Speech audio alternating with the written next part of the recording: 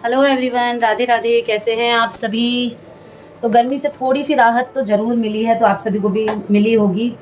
और अनु दीदी के जाने के बाद सच में आप सभी ने कमेंट में कहा था कि दीदी आई है तो रोज़ व्लॉगिंग हो रही है, और ये सच है। दीदी के जाने के बाद 2 दिन से फिर से मेरी व्लॉगिंग जो है बिल्कुल ठप पड़ गई थी।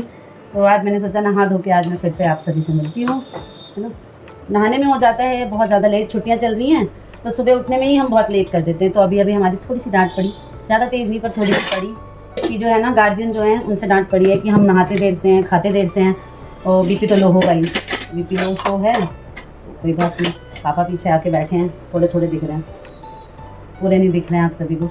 तो मैं किचन में आ गई हूँ, बच्चों का खाना पीना सब डन हो चुका है। बारी है हमारी, छोटी अभी नहा रही है, इसलिए डांट पड़ी है कि हम लोग बहुत लेट कर देते हैं। एक्चुअली होता क्या है कि सुबह गर्मी में देर से उठते हैं, तो उठ के काम सोचते सोचते में आधा 1 घंटा चला जाता है। फिर जब करते हैं तो करते करते में 2-3 घंटे चले जाते हैं।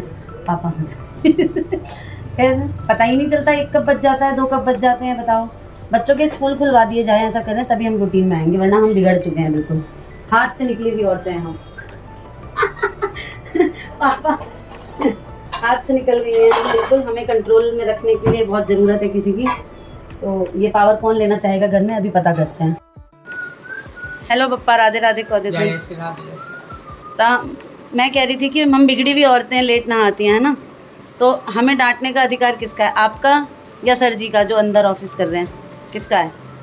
हम भी डांटते हैं। हमें डांट पड़नी चाहिए, पड़नी चाहिए, है ना। रोज कहते हैं कि सवेरे स्नान ध्यान करके नाश्ता पानी करो आप लोग। आज टीका कितना बड़ा लगाए हैं। टीका पसीने पर भी हो जाता है। हाँ, ये भी बात ठीक है। हाँ। तो हम बिगड़ी हुई औरतें हो गई हैं, तो मैंने कहा कि अब डांट खानी पड़ेगी रोज रोज। जब तक डांट नहीं पड़ती है कोई सही रास्ते पे नहीं आता है ना। जैसे ये बच्चे हैं, हम बड़े हैं, ये दोनों पढ़ रहे हैं, बिना डांट के पढ़ रहे हैं ये दोनों। हेलो बोलो तो इधर। पढ़ने वाले बच्चे ऐसे पढ़ते लिखते अच्छे, कितने प्यारे मासूम लग रहे हैं ना। पापा का खाना लगा रही हूँ, फिर करती हूँ। इतना सारा हॉलीडे होमवर्क, स्कूल की टीचर्स इतना सारा हॉलीडे होमवर्क दे देती है कि आधा काम तो मम्मियों को ही निपटाना पड़ता है। हालांकि केशव और कार्तिक ने सारा होमवर्क खुद ही किया है, पर फिर भी बहुत सारी हेल्प करनी पड़ जाती है। कटिंग करनी है, पेस्टिंग करनी है, प्रोजेक्ट्स बनाने हैं, पता नहीं क्या क्या इतना काम दे देती हैं, पर कोई बात नहीं, चलता है। आप सभी से पिछले ब्लॉग में मैंने एक क्वेश्चन पूछा था, आप सभी ने किसी ने भी कमेंट में रिप्लाई नहीं किया कि किचन में ऐसा कौन सा काम है जो कभी ख़त्म नहीं होता। आप सभी ने किसी ने भी कमेंट नहीं किया, ये बहुत गलत बात है। अगर आप ऐसे ही सपोर्ट नहीं करेंगे तो फिर मैं डेली ब्लॉगिंग कैसे करूँगी, आप ही बताइए। जितने लोग हमें रोज़ देखते हैं एटलीस्ट वो तो कमेंट करें, जो नहीं देखते वो प्लीज़ देखा करें, है ना। तो मेरा क्वेश्चन बहुत सिंपल था किचन में ऐसा कौन सा काम है जो कभी ख़त्म नहीं होता, कभी भी। तो मैं आज फिर से पूछ रही हूँ, तो प्लीज़ कमेंट में वेट करूँगी मैं कि कौन कौन आंसर देता है। सर जी आ चुके हैं और मैंने खाना नहीं लगाया आप सभी से बात करने के चक्कर में। आज खाना भी मैंने बहुत अच्छा बनाया है, मैं अभी थाली लगा के दिखाती हूँ।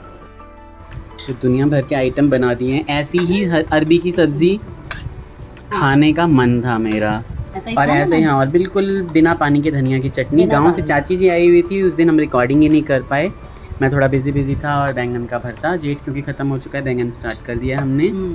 और यहाँ पे दाल है अरहर की, खूब टेस्टी चटनी, और ये खाना है। और देसी घी गाय का, जिसको मैं नमक और काली मिर्च के साथ खाता हूँ। ये है आज की थाली।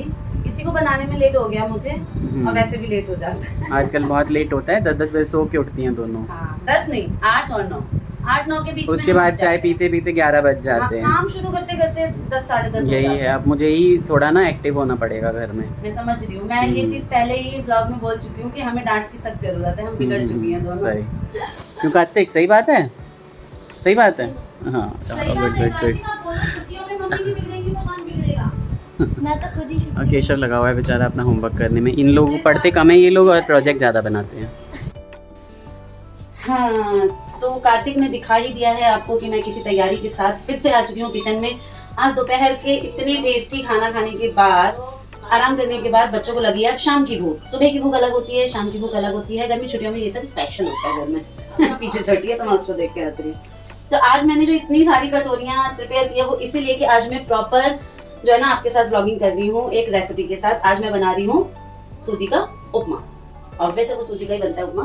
तो आज मैं बना रही हूँ बच्चों की डिमांड पे उपमा। तो उसके लिए मैंने ये सारी तैयारी की है, जैसा मुझे आता है, जो जो सामान मेरे पास है वो सब। पहले तो मैं आपको बता देती हूँ मैं क्या क्या यूज़ करने वाली हूँ।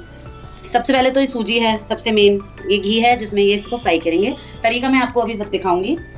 सब्जियों में मैंने सिर्फ लिया है प्याज, शिमला मिर्च, मटर, यही 3 सब्जियां हैं। लास्ट में डालने के लिए धनिया पत्ता है और तड़के में डालने के लिए मेरे पास है करी पत्ता, जीरा, राई, हरी मिर्च और पिसी हुई अदरक। और ये काजू है और इसके साथ पीनट्स भी जो है डालते हैं। तो काजू और ये दालें आपको दिख रही होंगी, थोड़ी सी चने की दाल है जो मैंने गर्म पानी में भिगो रखी है, अभी मैं पानी से हटा दूंगी। और ये है सफ़ेद उड़द की दाल। तो ये जो 3 चीज़ें हैं ये सबसे ज़्यादा मेन इंपॉर्टेंट इंग्रेडिएंट होता है उपमा में, जिसका फ्लेवर आता है दालों का। पीनट्स भी डलते हैं, मूंगफलियाँ डलती हैं, लेकिन वो मैं अवॉइड करूंगी क्योंकि घर में किसी को भी वो नहीं पचती है ना। तो ये सारा सामान मैंने रेडी कर लिया है। चलिए अब मिलके बनाते हैं टेस्टी सा उपमा। कैसा बनेगा वो तो बाद में पता चलेगा। हाँ, आप सभी के सामने बिल्कुल स्टेप बाय स्टेप जिसे बोलते हैं ना, वो बनेगा आज।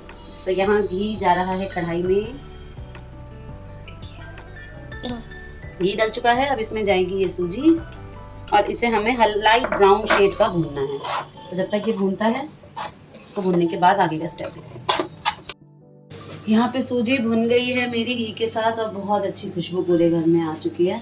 और ये इस तरीके से मैंने यहाँ निकाल के कढ़ाई साफ कर ली है।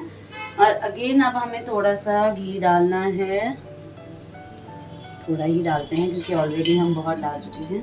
तो इसको तेज़ गरम करके सबसे पहले इसमें जो ये काजू लिए हैं इनको थोड़ा सा लाल करके निकाल के अलग रख लेंगे। उसके बाद हम ये सारा तड़के का सामान उसमें ऐड करेंगे।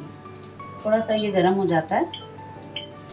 जब तक तेल गरम हो रहा है तब तक आप सभी देखिए शुभी आम कैसे खाती है। आजकल आप सभी रील्स में भी देखते होंगे, 1 टुकड़े आम की कीमत तुम क्या जानो कार्तिक भाई जी। शुभी कह रही है हमारी बहुत प्यार से आम खाती है, बहुत ही ज़्यादा प्यार से। तो मैं ये डाल देती हूँ काजू, क्योंकि मुझे इसे हल्का लाल करना है बस। हो गया फिनिश। काजू जो है बिल्कुल 10 सेकंड में बिल्कुल लाल हो गए हैं। तो ये मैंने साइड कर लिए हैं। अब डालते हैं सारा तड़का। सबसे पहले डालेंगे जीरा और राई, छोटी चम्मच से 1-1 चम्मच करते हैं। थोड़ा सा इसे भी भून लेंगे। लो, फ्लेम जो है ना मीडियम से थोड़ा सा तेज कर देती हूँ ताकि इनका कलर जल्दी जल्दी आ जाए। इसके बाद डालेंगे हरी मिर्च, जो भी आपने काटा है ना, वो भी तैयारी की है, वो 1-1 करके आप इसमें डाल दीजिए। डाल दिए मैंने करी पत्ता बिल्कुल कम कर देती हूँ ताकि करी पत्ते का जो फ्लेवर है ना वो ऐसा ही बना है। अब डालते हैं ये दालें, क्योंकि ये भीगी हुई दालें थी तो थोड़ा सा आवाज़ करेंगी। इनको भी हल्का लाल होने देंगे। इतनी गर्मी में आप सभी के साथ वीडियो शेयर करना कोई आसान बात नहीं है। पसीने से उसको नहा चुकी हूँ मैं, तो कोई बात नहीं। ये देखिए कितना प्यारा लग रहा है ना दाल। अब इसमें हमें ये इसीलिए अदरक डालनी है। पहले दालों को थोड़ा सा लाल होने देते हैं। तो ये दालों में जो है बहुत हल्का हल्का सा रेड कलर आ चुका है। तो अब मैं इसमें सब्जियां धीरे धीरे ऐड करूँगी। सबसे पहले प्याज डाल देती हूँ। बस 1 मिनट प्याज को हल्का सा भूनने के बाद मैं इसमें शिमला मिर्च डालूंगी और मटर, क्योंकि प्याज थोड़ा ज़्यादा टाइम लेता है बाकी सब्जियों के मुकाबले। तो 1 मिनट प्याज करने के बाद मैंने इसमें शिमला मिर्च डाल दिया। आप सभी गाजर अगर घर में हो तो गाजर भी छोटे छोटे डाल सकते हैं। टमाटर मैंने स्किप कर दिया क्योंकि मुझे ऐसा लगता है कि टमाटर डालने से ये जो है चिपचिपा हो सकता है, क्योंकि टमाटर पानी छोड़ता है। ऐसे कितना प्यारा लग रहा है ये। अब इसको हल्का सा लाल होने तक मीडियम आंच पे छोड़ देते हैं, सब्जियों को पकने देते हैं थोड़ा सा। बिल्कुल पक चुकी हैं बहुत अच्छे तरीके से। अब इसमें जितना मेरे पास सब्जियां हैं, जितनी सूजी है उसके हिसाब से मैं नमक डाल देती हूँ। तो मेरे हिसाब से मैं डाल रही हूँ बड़े चम्मच से 1.5 चम्मच नमक, सफिशिएंट लग रहा है मुझे। अब इन काजू को भी इसमें ऐड कर देते हैं और अब इसमें डालेंगे पानी। ये जो आप सभी ने देखा था ना कटोरी जिससे मैंने सूजी नापी थी, इसी कटोरी से 3 कटोरी पानी मैंने यहाँ पे लेके रख लिया है। और इसी नाप से आप भी डालिएगा। जिस भी बर्तन से आप सूजी डालें उसी बर्तन से 3 गुना पानी डालना चाहिए। ये देखिए इस तरीके से थोड़ा सा इस पानी को 1 बॉयल आने देते हैं। उसके बाद सूजी और इसमें धनिया पत्ता भी मैं ऐड कर देती हूँ। देखिए पानी में उबाल आ चुका है और यहाँ फाइनल स्टेप आ गया है सूजी डालने का। और सूजी को डाल के धीरे धीरे आपको चलाना है ताकि सबसे मेन है इसमें गांठें नहीं आनी चाहिए बिल्कुल भी। और जैसा कि मुझे दिख रहा है इसमें गांठें नहीं आएंगी। ये गांठें मुझे बहुत खुशी हो रही है बच्चों के लिए, मैं इतनी मेहनत कर रही हूँ। और बाहर मौसम बहुत अच्छा हो गया है। अचानक ही बारिश वगैरह तो हो रही थी पर हवा बिल्कुल बंद हो गई। ये देखो थोड़ा सा कम कर देते हैं, नहीं तो ये मेरे ऊपर ही आएगा उछल उछल के। ये आएगा ऐसे, ये बिल्कुल सूख जाएगा। अभी जो सूजी है ना वो सारा पानी सोख लेगा। ऊपर से थोड़ा सा घी डाल देते हैं। और तो आप सभी ने ये नोटिस किया होगा कि सबसे अच्छी मात्रा में इसमें डाला है घी। और ये है नींबू का रस, 1 नींबू का रस मैं डाल रही हूँ फ्लेवर के लिए, क्योंकि नमक के अलावा सबसे बड़ा पॉइंट है कि नमक के अलावा इसमें कोई और मसाला नहीं गया है। जो भी टेस्ट आएगा वो इन सारी चीज़ों का निखर के आएगा, जैसे करी पत्ता, दालें और काजू जो हमने वो भून के डाला है, और घी और सूजी, बस, है ना। तो अब इसका फाइनल लुक आपको प्लेट में सर्व करके दिखाएंगे। और ये बन के तैयार है मेरा टेस्टी सा उपमा, और मैंने की है नाइस प्लेटिंग। कैसा लग रहा है आप सभी को जरूर बताइएगा। क्या बोलते हैं उसको, रेसिपी कैसी लगी कमेंट सेक्शन में प्लीज़ बताइएगा। मुझे कमेंट्स का बहुत इंतजार रहता है। मिलूंगी नेक्स्ट व्लॉग में कुछ और धमाकेदार सोच के। Bye bye.